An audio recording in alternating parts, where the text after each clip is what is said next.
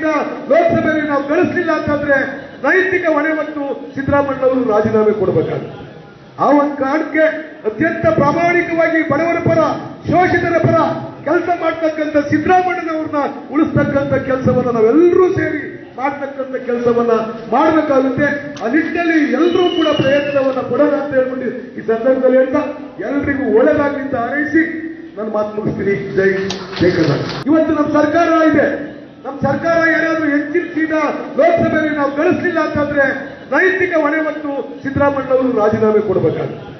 ಆ ಒಂದು ಕಾರಣಕ್ಕೆ ಅತ್ಯಂತ ಪ್ರಾಮಾಣಿಕವಾಗಿ ಬಡವರ ಪರ, ಶೋಷಿತರ ಪರ ಕೆಲಸ ಮಾಡ್ತಕ್ಕಂಥ ಸಿದ್ದರಾಮಯ್ಯನವ್ರನ್ನ ಉಳಿಸ್ತಕ್ಕಂಥ ಕೆಲಸವನ್ನ ನಾವೆಲ್ಲರೂ ಸೇರಿ ಮಾಡ್ತಕ್ಕಂಥ ಕೆಲಸವನ್ನ ಮಾಡಬೇಕಾಗುತ್ತೆ.